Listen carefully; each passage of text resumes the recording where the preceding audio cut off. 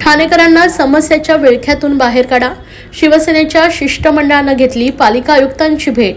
कचरा, पाणी, गरीब महिलांना व दिव्यांग बांधवांना योजनेचा न मिळालेला लाभ, सीसीटीव्ही कॅमेरे बसवण्यात न आल्यानं नागरिकांची सुरक्षा, अनधिकृत बांधकाम, क्लस्टर योजना, रेंटलची घरे, स्मशानभूमी तसेच शहरातील व घोडबंदर वाहतूक कोंडी अशा अनेक समस्यांनी नागरिकांना ग्रासलाय.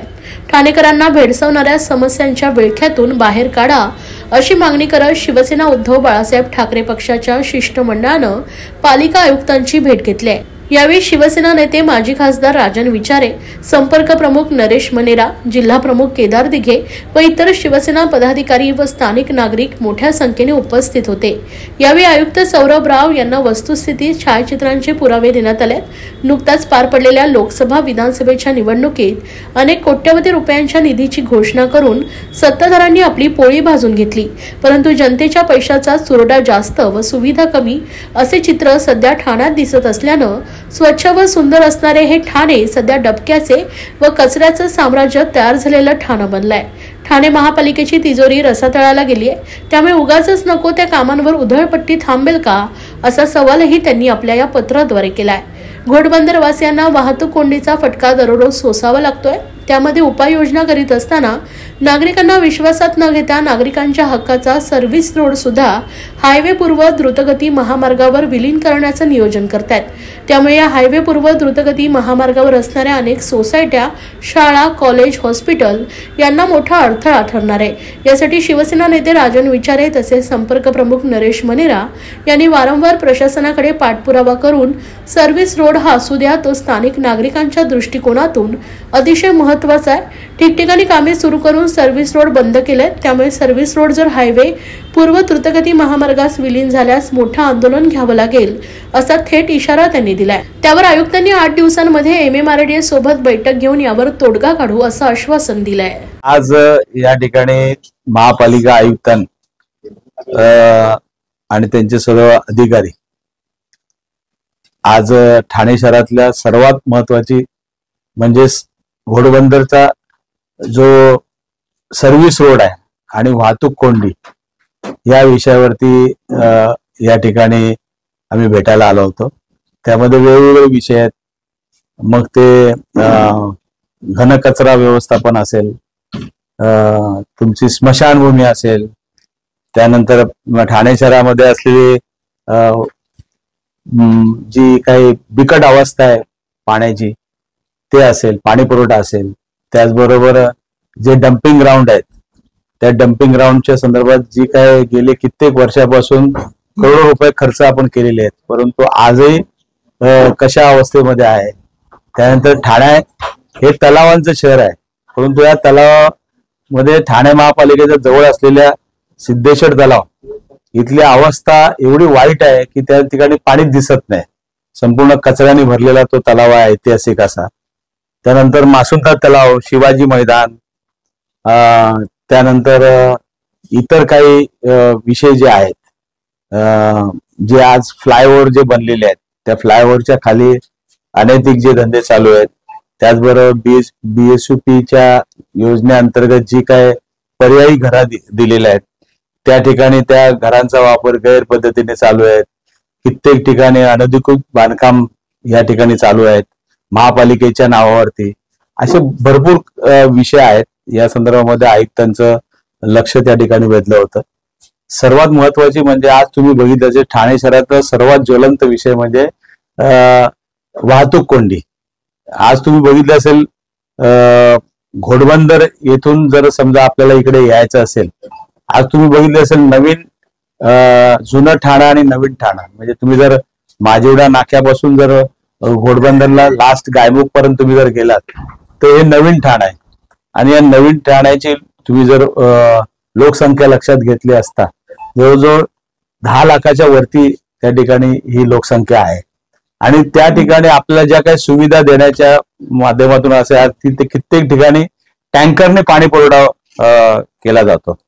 आणि त्या सोसायटीतल्या सर्व सदस्यांना त्या ठिकाणी पाणीपट्टी भरत असताना सुद्धा किंवा इतर जे महापालिकेचे टॅक्स आहेत ते भरत असताना सुद्धा त्या ठिकाणी मग ते वेगवेगळ्या कराच्या माध्यमातून ते त्या ठिकाणी भरले जातात, परंतु त्यांना सुविधा व्यवस्थित मिळत नाहीत. आणि जी अवस्था आज ठाणे शहराची झालेली आहे, त्या दिवशीच एक बातमी आली होती, मला वाटतं लोकमतला, 4,500 करोड रुपये या मला वाटतं माननीय मुख्यमंत्र्यांनी या ठाणे शहरासाठी आणले होते, परंतु आज त्या जवळजवळ 25 कोटीच ठाण्यामध्ये त्यासाठी आले. बाकीचे पेपर कागदावरतीच मला वाटतं ते आकडेवारी आहे. आणि असं असताना ठाण्यातले कित्येक प्रोजेक्ट या ठिकाणी अर्धवट अवस्थेमध्ये आहे. आज तुम्ही बघितले गडकरी रंगायतांचं काम आहे, धीम्या गतीने चालू आहे. कित्येक ठिकाणची कामं जी आहेत ते अर्धवट अशा अवस्थेत पडलेली आहेत.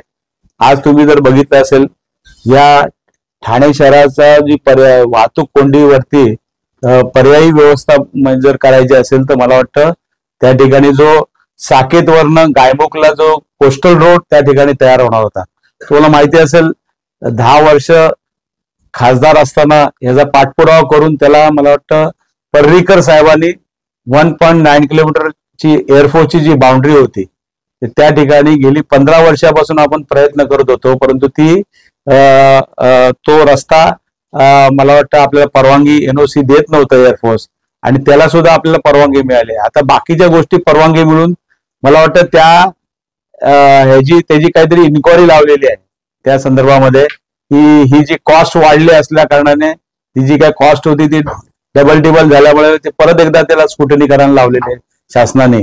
ठीक आहे, ह्या सर्व गोष्टी होत असतात, परंतु आज तुम्ही बघितलं असेल घोडबंदर रस्त्यावरती तुम्ही जर बघितलं मेट्रोची दोन्ही साईडनी लाईन येते आणि त्यात सर्व्हिस रोड 1996 साली महानगरपालिकेने जेव्हा डेव्हलपमेंट प्लॅन सँक्शन केला त्यावेळेला हे सर्व्हिस रोड अस्तित्वात येण्याची सुरुवात झाली.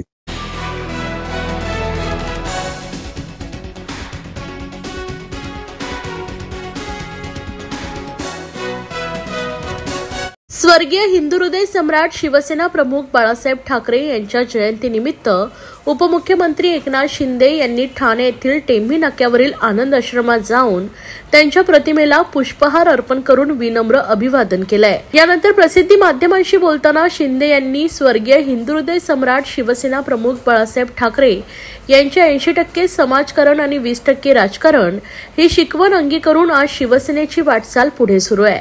त्यांचे विचार अंगीकारून वाटचाल करताना गेली 2.5 वर्ष आम्ही लोकाभिमुख कामकाज करण्याचा प्रयत्न केला. शासन आपल्या दारी, मुख्यमंत्री माझी लाडकी बहीण योजना यांसारख्या लोकाभिमुख योजना राबवल्या आहेत.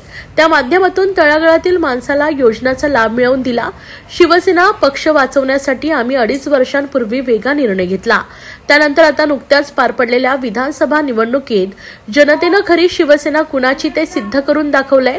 जनतेने दिलेल्या पाठबळाच्या जोरावर शिवसेनेचे 85 पैकी 60 आमदार निवडून आलेत, तर आमच्यावर टीका करणाऱ्यांचे 97 पैकी केवळ 20 आमदार निवडून आलेत. गेली 2.5 वर्ष माझ्यावर दररोज टीका करण्यात आली, पण टीकेला प्रत्युत्तर देत बसण्यापेक्षा मी टीकेला कामातून उत्तर दिलं. अखेर जनतेनं दिलेल्या कौलानंतर टीकाकारांची तोंड बंद झाली असून त्यांच्यावर आत्मपरीक्षण करण्याची वेळ आली. अजूनही सुधारले नाही तर 20चे 2 व्हायला वेळ लागणार नाही, असं मत शिंदे यांनी व्यक्त केलंय. आज बाळासाहेबांचं हिंदुत्ववादी विचार पुढे घेऊन जाणारं सरकार सत्तेत असून शिवसेना ही आज महायुती सरकारचा भाग आहे. त्यामुळे लोकांना आणि लोकांसाठी काम करणारी संघटना म्हणून शिवसेना आपले कार्य यापुढेही अविरतपणे चालू ठेवेल असा विश्वास यावेळी शिंदे यांनी व्यक्त केलाय. या प्रसंगी खासदार नरेश म्हस्के, माजी आमदार रवींद्र फाटक, माजी परिवहन सभापती विलास जोशी, ठाणे जिल्हा महिला संघटिका मीनाक्षी शिंदे आणि शिवसेनेचे ठाण्यातील सर्व पदाधिकारी कार्यकर्ते मोठ्या संख्येने उपस्थित होते.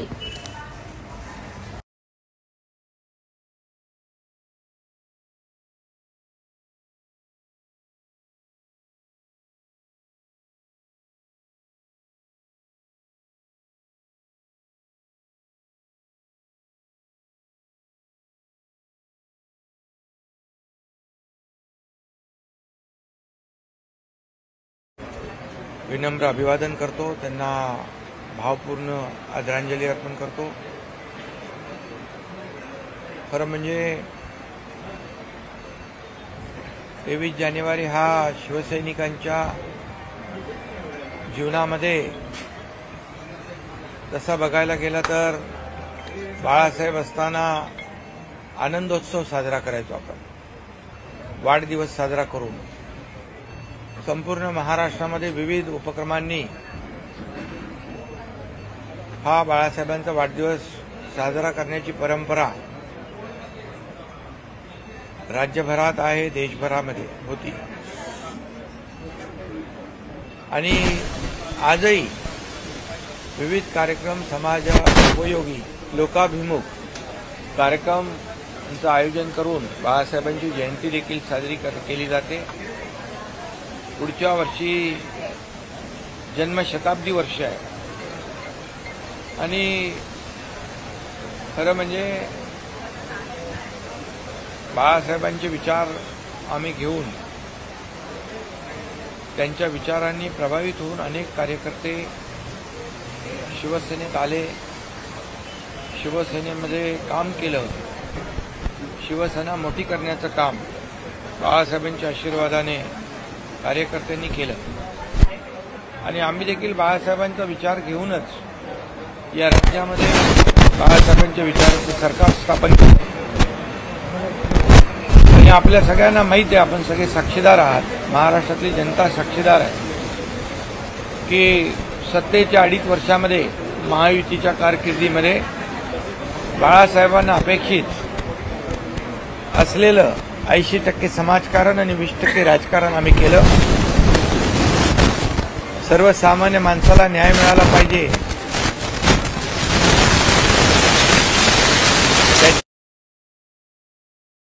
न्यायाला वाचा फुटली पाहिजे, हे बाळासाहेबांचा जे काही मूल मंत्र होता, ती शिकवण होती, ती पुरेपूर आचरणात आणण्याचं काम आम्ही केलं आणि म्हणूनच सर्वसामान्य लोकांसाठी शासनाच्या माध्यमातून अनेक लोकाभिमुख योजना आम्ही सुरू केल्या। बाळासाहेबांचा विचार विकास आणि सर्वसामान्य माणसाला न्याय आणि म्हणून आपण पाहतो की गेल्या 2.5 वर्षात या राज्याचा विकासही झाला, विकासाचे प्रकल्प पुढे गेले, त्याचबरोबर लोकाभिमुख कल्याणकारी योजना देखील आम्ही आणल्या आणि या सर्व योजनांचा फायदा अगदी आमच्या लाडक्या बहिणींपासून, भावांपासून, शेतकऱ्यांपासून, तरुणांपासून, ज्येष्ठांपासून सगळ्यांना झालं आणि एक बाळासाहेबांचं जे स्वप्न सर्वसामान्य माणसाला न्याय देण्याचं, ते देखील आम्ही 2.5 वर्षांमध्ये त्याला गती देऊ शकलो आणि त्या कामाची पोचपावती झालेल्या विधानसभेच्या निवडणुकीमध्ये या महाराष्ट्रातल्या जनतेने आम्हाला दिली आणि महायुती थोड्या नाही तर अतिशय दैदिप्यमान असा विजय मिळवला आणि लोकांनी लँडस्लाईड मॅन्डेट दिलं। आतापर्यंतच्या इतिहासामध्ये कधीही एवढं यश युतीला किंवा अन्य कुठल्याही पक्षाला मिळालं नव्हतं, एवढं प्रचंड यश आणि म्हणूनच आम्ही बाळासाहेबांचे विचार आजही पुढे घेऊन चाललोय।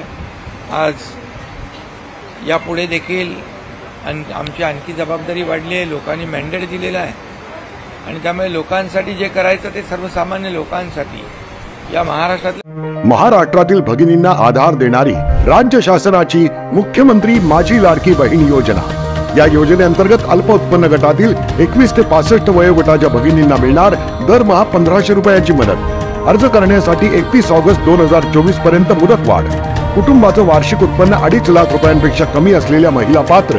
कुटुंबाकडे पिवळं किंवा केशरी रेशन कार्ड असल्यास उत्पन्नाचा दाखला आवश्यक नाही। पांढरं रेशन कार्ड असेल किंवा रेशन कार्ड नसेल तर कुटुंबाचं वार्षिक उत्पन्न 2.5 लाखांपेक्षा कमी असल्याचा दाखला आवश्यक। योजनेसाठीचा ऑनलाईन अर्ज नारी शक्ती दूत ऍप वरून किंवा पोर्टलवर भरता येईल। ज्या भगिनींना ऑनलाईन अर्ज भरता येत नसेल त्यांच्यासाठी अंगणवाडी, ग्रामपंचायत, वॉर्ड ऑफिस, सेतू सुविधा केंद्रामध्ये किंवा आशाताई बचत गटाच्या CRP यांची मदत उपलब्ध। आता आपल्याला अभिमानाने म्हणता येईल, सुखी आणि सुरक्षित आहे माझी लाडकी बहीण। ठाण्यातील कोपरी परिसरात बर्ड फ्लूचा शिरकाव, चिकन मटणाची दुकाने बंद करण्याचे आदेश। ठाण्यातील कोपरी परिसरातही बर्ड फ्लूचा शिरकाव झाल्यानं प्रशासनाची डोकेदुखी वाढली। कोपरी परिसरात देशी प्रजातीतील कोंबडी आणि टर्की कोंबडी यांचा 14 जानेवारीला मृत्यू झाला होता।